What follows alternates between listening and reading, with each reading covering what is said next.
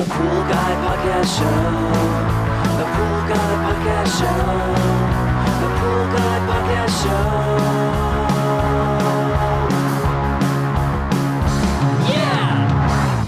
Hi, welcome to the Pool Guy Podcast Show.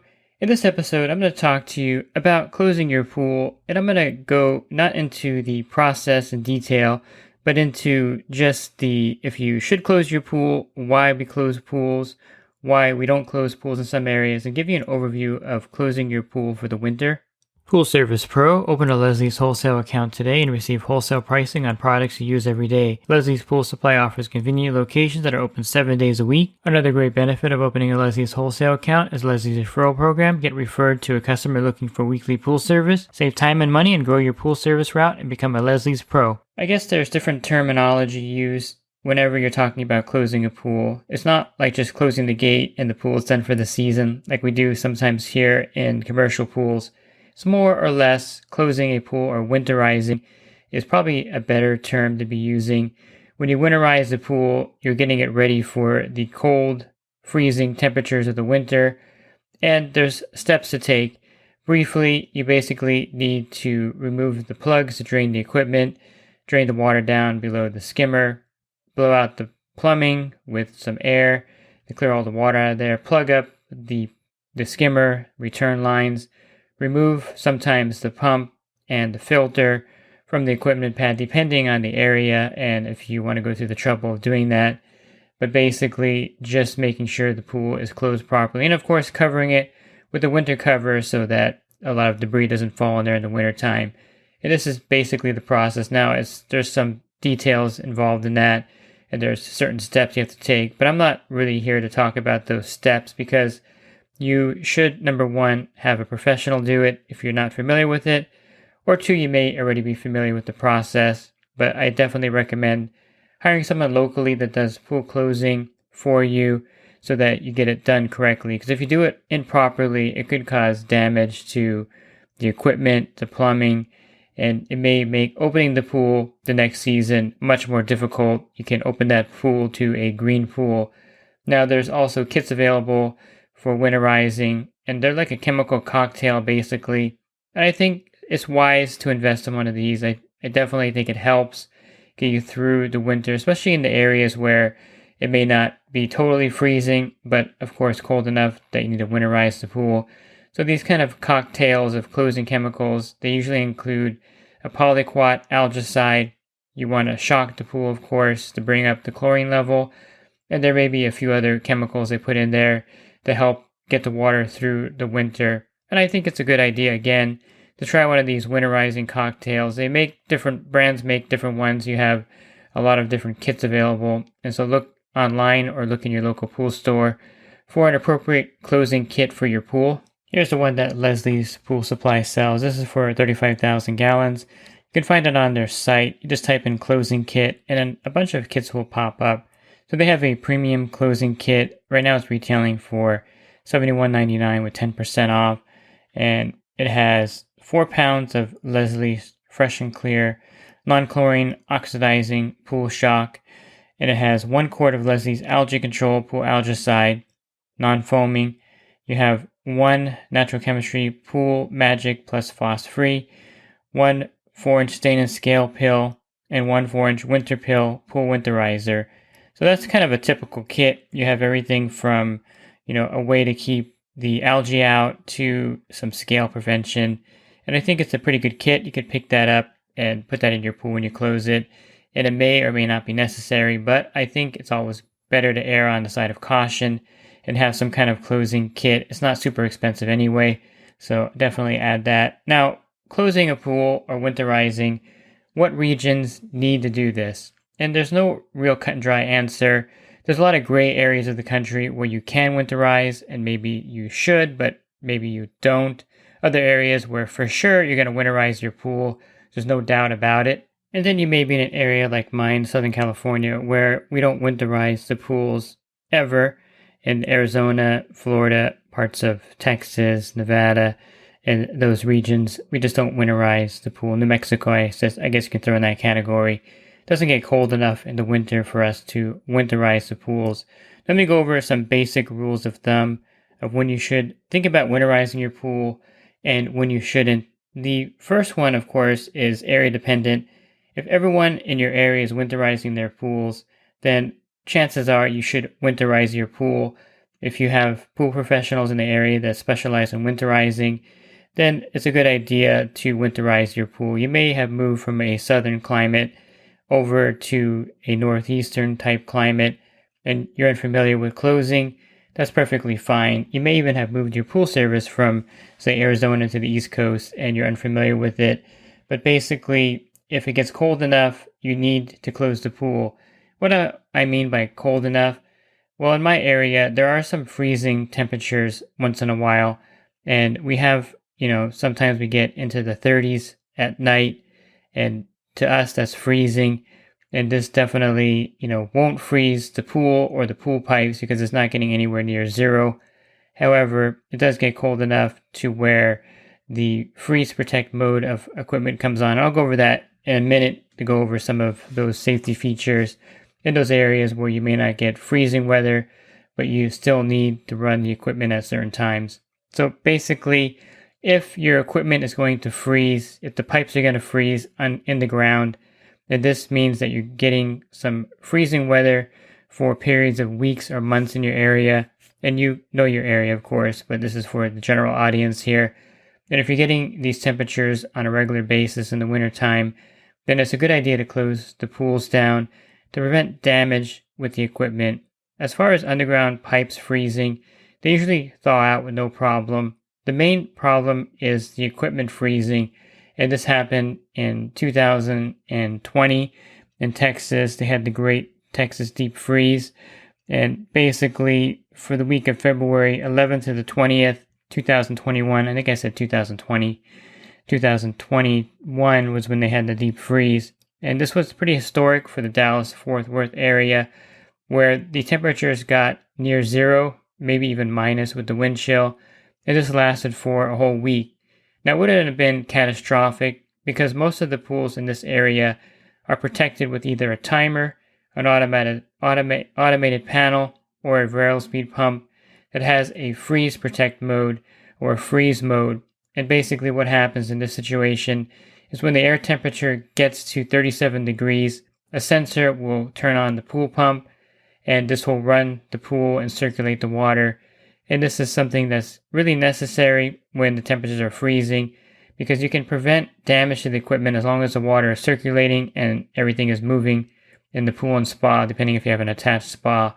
And as long as all the water is moving, you can actually leave your pool open in the wintertime with really no issue if you keep the pool running 24/7 and keep the water circulating.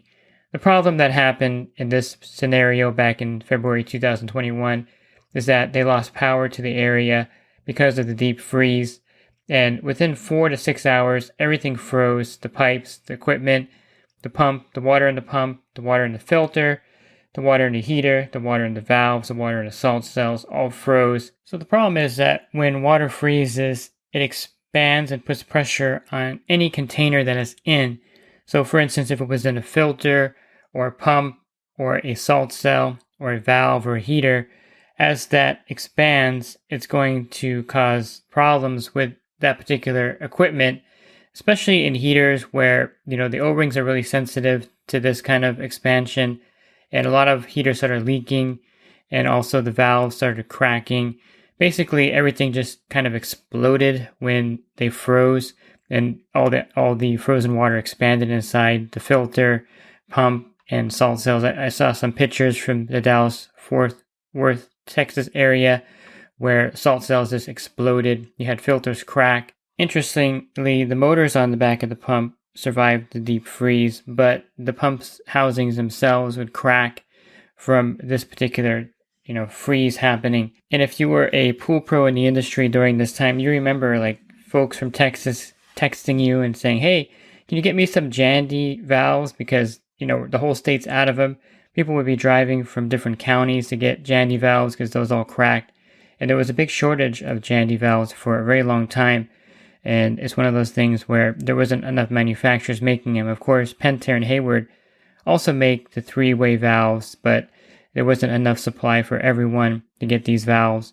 There was, of course, a shortage on, pump parts, and definitely heat exchange parts were in short supply. So this caused a big, crunch on equipment and a big scramble to get pools running and get things working again. So this is unexpected, and this area of Texas normally doesn't get freezing temperatures. And if they do, the freeze protect mode would have protected the equipment by turning on the pump and running it 24/7 until the air temperature got above 37 degrees, and then it would go back into the normal operating mode. Sometimes you don't have these freeze protect modes. If you're getting freezing temperature, simply going out there and manually turning on the pump and letting it run 24/7 until it starts to warm up is a way to save your equipment. So this is the danger of not winterizing your pool, is that if you do get a deep freeze type period of a week or two, and the power goes out, then you're in a lot of trouble, because then everything freezes within 4 to 6 hours, and you're ending up buying yourself a bunch of new equipment for your pool. And winterizing will protect your pool, protect this from happening to your equipment, and it also will prevent potential damage with underground pool pipes freezing. Now, the pool pipes underground freeze a lot slower than the plumbing around your equipment area, so you may have, of course, the water in the pump and filter and heater freezing, but the pipes may not be frozen underground unless you have freezing temperatures for a very long time. And also, the pipes usually in the East Coast, hopefully if the builder did it correctly, put them a little deeper to prevent this from happening. The main danger, again, is the equipment being damaged by freezing. So if you're on the border and thinking about winterizing your pool, I would say that in most cases, if you're not going to use your pool in the winter at all, if you're not going to use your spa at all, and you do get several weeks of freezing temperature, then by all means, winterize that pool. Call a professional to do that, because don't take the risk of your freeze protect mode coming on and protecting your pool equipment, because if the power goes out again for just 4 to 6 hours, everything's going to freeze, and then you're in a world of hurt. Now, you can save your equipment actually during this period. Let's say that you're in an area where you don't get freezing weather, but for some reason you have, like what happened in Dallas, where you get a week of really freezing weather. You can do kind of a hybrid winterizing of your equipment. I would turn everything off. You don't necessarily have to drain the water below the skimmer. Again, I mentioned that a lot of times the underground pipes don't freeze unless it's really cold for a long period of time, but you want to protect the equipment. So I would remove the plugs from the heater, from the pump. I would drain the filter completely out and make sure the pool is completely off. And I would leave everything without water in it and make sure everything is drained out at the equipment area completely. Of course, take the salt cell off and make sure that all the water is drained out of that portion. And this is kind of a on-the-spot winterizing to prevent your equipment from being damaged, because you don't trust the power grid for a period of time. And your equipment should be fine in that case. This is probably not something that you want to do regularly. So you want to make sure that if you do need to winterize your pool in your area, that you do it completely at the beginning of the end of the season. That way you're not going out there, every 2 or 3 weeks to do this kind of routine. It would be kind of foolhardy, and just winterizing the pool is a much better option. Now, if you're on the fence about winterizing your pool in your area where you don't get really freezing weather, then I would say you're probably okay without winterizing it if you have the freeze protect mode, if you understand that the pool has to run during some of these cold nights. Usually the coldest part of the night is anywhere from 1 in the morning till like 5 in the morning. And a lot of times you can just run your pool at those hours. But technically, if it just gets within the 30s, maybe in the 20s, your pool equipment is probably not going to freeze at that point. It's when it drops down to 0 is when you have a problem. So the freeze protect mode in most equipment will come on at 37 degrees. You can, of course, have it go a little lower. I think some of them you can program to go a little bit lower, but that's typically when they'll activate to prevent any kind of damage to the equipment. And it's crucial that the pool is flowing during these cold weather moments, because you just don't want to risk anything freezing. Not that it probably will, but in California, again, we've had some really cold nights. I think some of these nights have gone into the low 30s, and a lot of times everything is running at that point automatically. But if not, you definitely want to run everything just to prevent any kind of potential damage from something freezing. One of the things that happens here sometimes is that we have older solar panels on the roof for the pool equipment. New ones are a little bit more resistant to this, but I've run into this case where older solar panels on the roof weren't drained and they weren't winterized properly. So what happens when we do get this freezing weather, which in other parts of the country is kind of laughable, but here we consider it freezing. The water inside these solar panels actually freeze on the roof, and then they expand and crack the solar panels. Again, these are the older systems. The newer ones don't have the water going into the panels per se, but the older systems did. And this was a problem I ran into several times here where the customer solar panels were compromised because they didn't drain them and it did get cold enough for it to crack. So it can happen, and damage to equipment can happen even in Southern California. I'm often asked, can we winterize the pools in Southern California, Arizona, Florida? My answer to you is no. I mean, people want to save money. I see this, and I see a lot of people saying that, well, I don't use my pool in the winter, so I just want to get a winter cover, and I want to just not run my equipment to save money. The problem is the water doesn't get cold enough to where you can do this. I mean, if it does get cold enough where algae probably won't grow. The problem is when it's kind of going down as far as temperature in the winter, and then when it's rising back up in February and March is when you're going to run into a problem, because then the water in the pool is not cold enough to resist the algae growing in that pool. And sometimes if you try to do this and close your pool in the winter, the water temperature is still in the 60s, sometimes even the 70s. I've seen people try to do this, by the way. And of course, algae will form. You can try one of these closing kits in there, but I can guarantee you that it's not going to be as successful with really cold water as in California where the water can get super cold. I mean, it does drop down into the 50s. Don't get me wrong. It does get pretty cold water in my area, but it's just not cold enough to close. And besides that, you really have problems. You could have problems developing with scale in the pool because the pH in the water is still important. Even when cold water, if it doesn't get super cold, you still have to balance the pool to some extent. Of course, you're not going to need as much acid in the wintertime because of the cold water, but you're still going to need to keep some balance of that water because it doesn't get to the point where you can get away with just covering it and leaving it in there without moving for 3 or 4 months in the wintertime. So we don't winterize for those two reasons. Number one, it doesn't get cold enough. And number two, there's a good chance that if you try this, your pool is going to have some really bad algae. You'll have to probably drain the pool eventually or maybe do a major algae treatment. So all the money that you saved by not maintaining the pool during the winter, you're going to throw away in the spring when you try to open the pool that shouldn't have been closed in the first place, and you're spending hundreds of dollars trying to turn it around, or hundreds of dollars in water as you drain it and refill it. You can't leave the pool empty either in the winter. There's a lot of problems that can develop with an empty pool. I wouldn't advise draining the water and leaving it empty in the winter because you compromise the surface. And so basically, we just keep our pools open all year round. We have the Pool Service Pro take care of it during the winter, and a lot of debris falls in the pool in the winter anyway, so it's always good to have service during the winter time. But covering it and closing in the winter just doesn't work here in my region in most cases. So here are some simple rules of thumb. If you get freezing temperatures in your area during the winter for weeks and months at a time, then you should close your pool. If you're in an area where freezing temperatures are rare, but they do happen, of course you want to make sure you have an automated system or variable speed pump or a timer that can detect the temperature and automatically turn on the pool equipment to protect it from freezing. This is like freeze protect mode or freeze mode or winter mode. All of them have a little different way of phrasing how they protect the pool. I think freeze protect mode is the one that I like the best because it protects it from freezing. And usually it'll turn on when it's 37 degrees out or lower, and it'll continue running until the temperature heats up to a certain point. So in that case, I wouldn't winterize your pool. Then you can always do an emergency winterization of your equipment if necessary. If you believe it's going to get really cold and the power is going to go out, then I would suggest doing the emergency routine that I described earlier.